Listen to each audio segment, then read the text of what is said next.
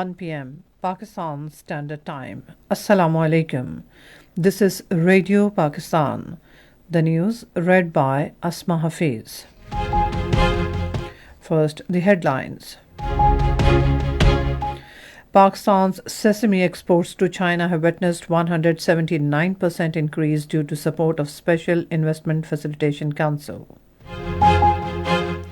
Pakistan's permanent representative to the United Nations has reaffirmed Pakistan's steadfast commitment to multilateralism and principles of the UN Charter. The US President has announced 10% tariff on all imports with higher rates for some countries.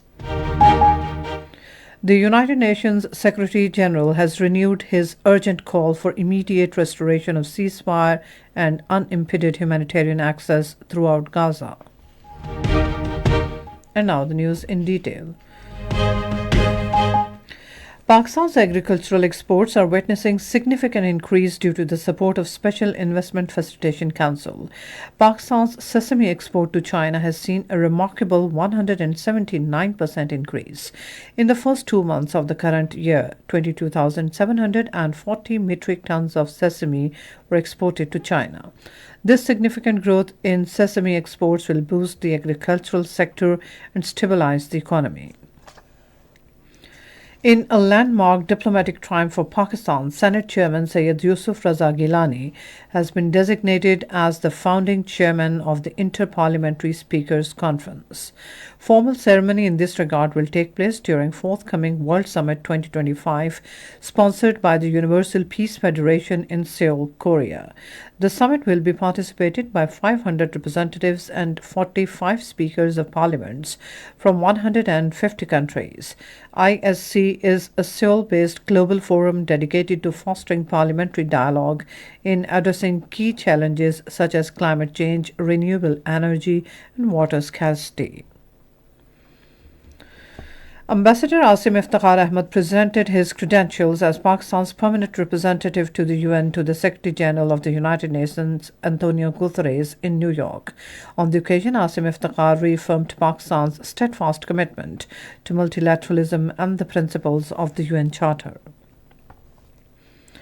At the United Nations, Pakistan has demanded concrete steps to protect humanitarian workers in armed conflicts.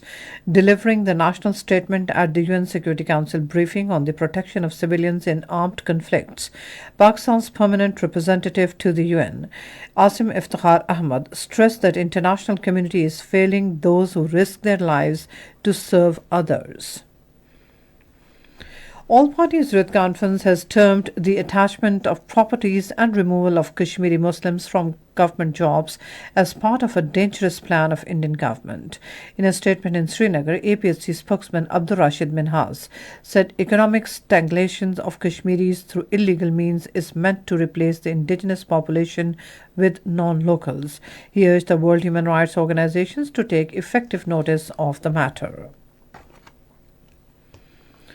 US President Donald Trump has announced 10% tariff on all imports with high rates for some countries.